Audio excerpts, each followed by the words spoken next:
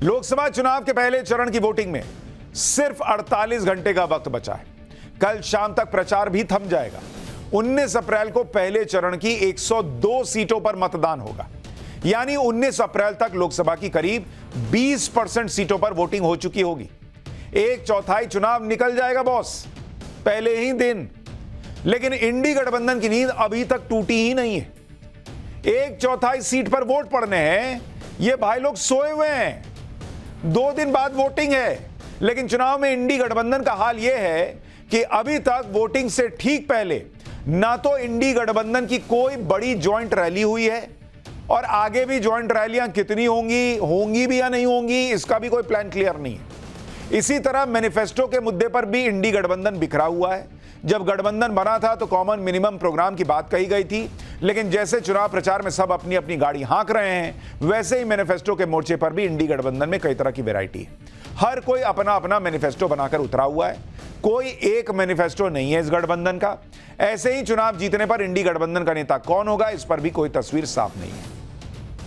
यानी कुल मिलाकर इंडी गठबंधन का हाल, इसमें शामिल पार्टियों को खुद ही यह भरोसा नहीं है कि उनका गठबंधन चुनाव जीत जाएगा। इसलिए ये ना तो कोई ज्वाइंट रैली कर रहे हैं, ना ज्वाइंट मैनिफेस्टो लोड कर पा रहे हैं, मतलब कुछ भी नहीं हो पा रहा। मतलब इन्होंने कहा कि हम नरेंद्र मोदी को टॉप नहीं आने देंगे, हम कंबाइंड स्टडी करेंगे। और पहला पेपर परसों है, ये अभी कौन सी किताब लाएगा, कौन सा सब्जेक्ट पढ़ना है, मिलकर कहां पढ़ना है और कौन सा सब्जेक्ट पढ़ना है, ये अभी यही नहीं तय कर पा रहे। और इनको एग्जाम में टॉप करना है। इनका हाल ये कि देखेंगे, जीत गए तो देखेंगे, सब कर लेंगे।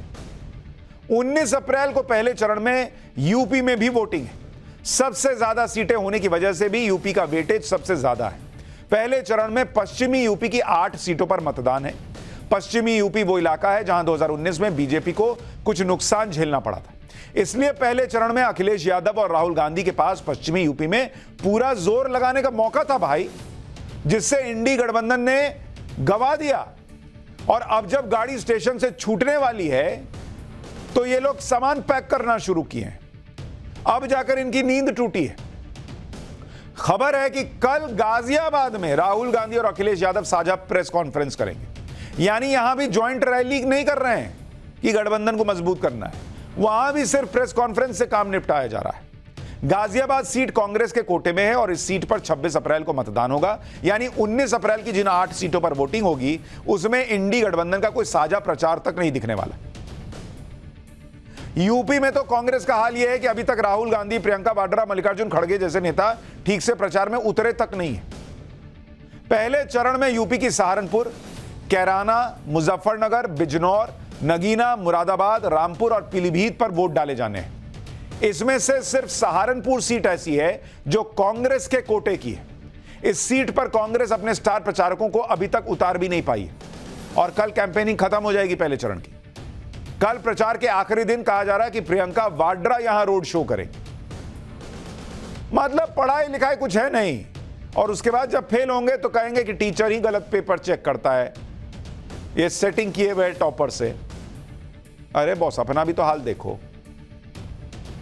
यूपी में इंडी गठबंधन और एनडीए के प्रचार का हाल यह है कि आप देखिए इनकी हालत क्या है। जिस इंडी गठबंधन की बात हो रही है, इंडी गठबंधन, ये आप देखिए कि यूपी में इतना बड़ा राज्य है, 80 सीट है। इनकी ज्वाइंट रैली अभी तक कितनी की है यूपी के अंदर? 0 बॉस, 0 अंडा। एनडीए ने कितनी ज्वाइंट रैली कर ली है, ये आपको इंडी का बताया, ये एनडीए का बता रहा हूं। एनडीए ने 2 ज्वाइंट रैली कर भी ली। और ये इनका हाल सिर्फ यूपी में नहीं है। अगर आपको दूसरे राज्य का बताऊं, जैसे बिहार का बताऊं कि बिहार में क्या हाल है। बिहार में इंडी गठबंधन का प्रचार, यहां पर इंडी की ज्वाइंट रैली, बिहार में भी ये लोग 0 ज्वाइंट रैली किए हैं, 0 मिलकर चुनाव लड़ रहे हैं भाई लोग। तेजस्वी राहुल की कोई ज्वाइंट रैली नहीं हुई। और एनडीए का प्रचार देखिए, एनडीए की ज्वाइंट रैली, ये लोग 4 ज्वाइंट रैली ऑलरेडी कर चुके हैं बिहार के अंदर। ये गठबंधन का तो हाल है। बस इनके गठबंधन में नरेंद्र मोदी को भर भर के जितना सुनाना है सुना लो, बाकी कुछ मत करो। इंडी गठबंधन के पास प्रचार का कोई प्लान नहीं दिख रहा।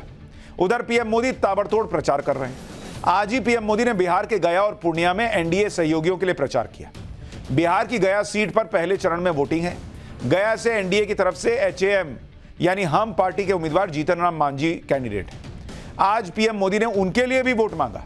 पूर्णिया में एनडीए से जेडीयू के उम्मीदवार संतोष कुशवाहा के लिए पीएम मोदी ने रैली की। यानी अपना बीजेपी का कैंडिडेट नहीं है, एनडीए का कैंडिडेट है, उसके लिए भी जाके वोट मांग रहे हैं नरेंद्र मोदी।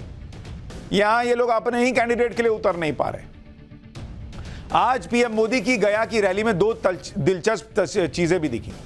एक तो पीएम मोदी के मंच पर पशुपति पारस दिखे, जिनके बारे में यह कहा जा रहा था कि एलजेपी कोटे की सारी सीटें चिराग पासवान को दिए जाने से नाराज हैं। उन्होंने एनडीए से अलग होने का संकेत भी दिया था, लेकिन बाद में वो मान गए और गया की रैली में पीएम मोदी के साथ मंच पर मौजूद दिखे। देखिए बैठे हुए बगल में ही, और एनडीए की एकजुटता का मैसेज दे दिया। मंच पर कुछ देर तक पीएम मोदी ने पशुपति पारस को अपने बगल में बिठाया, उनसे बातचीत की, उनका हाथ पकड़ा।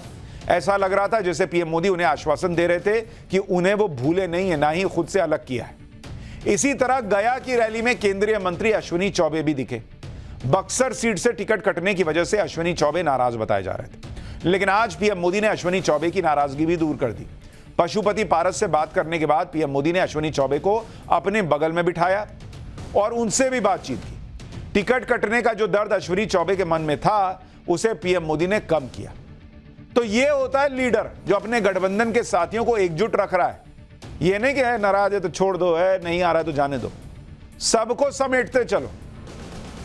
उनके लिए ज्वाइंट रैली कर रहे हैं नरेंद्र मोदी, उनकी कोई नाराजगी है तो दूर कर रहे हैं नरेंद्र मोदी। बिहार में रैली करते हुए पीएम मोदी ने भी इंडी गठबंधन की चुनावी प्लानिंग पर सवाल उठाए। पीएम मोदी ने कहा कि इंडी गठबंधन के पास कोई विजन ही नहीं है। एक बार पीएम को सुनिए, फिर बताऊंगा मैनिफेस्टो को लेकर भी इंडी गठबंधन में क्या उलझन है। कमंडिया अलायंस के पास न कोई विजन है, न कोई विश्वास है। ये लोग जब वोट मांगने जाते हैं तो भी नीतीश जी के कामों पर वोट मांगते हैं। ये लोग क्यों नीतीश जी के कामों का, केंद्र सरकार के कामों का क्रेडिट खाते हैं, वो पूरा बिहार जानता है। आरजेडी ने भी इतने वर्षों तक बिहार पर राज किया है, लेकिन इनकी हिम्मत नहीं है कि अपनी सरकारों ने क्या काम किए उसकी चर्चा कर ले। बिहार में जंगल राज का सबसे बड़ा चेहरा आरजेडी है। प्रचार का साझा प्लान बनाने में तो इंडी गठबंधन फेल दिख रहा है। कॉमन मैनिफेस्टो बनाने में भी इंडी गठबंधन का स्कोर 0 है।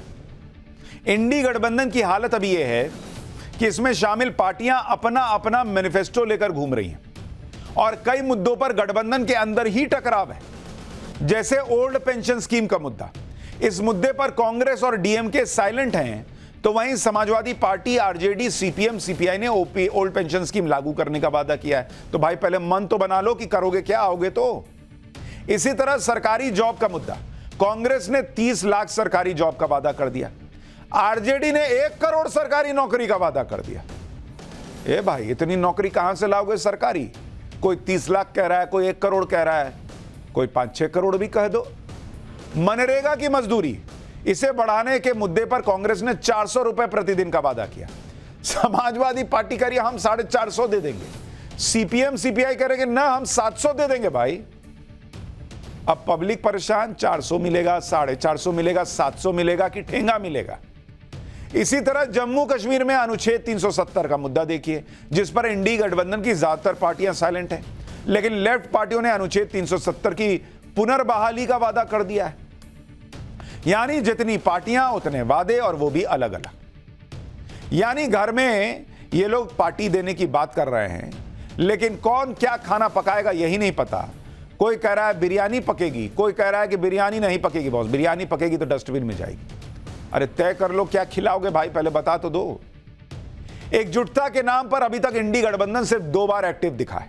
वो भी इस मजबूरी में कि गठबंधन के बड़े नेता भ्रष्टाचार के केस में जेल चले गए।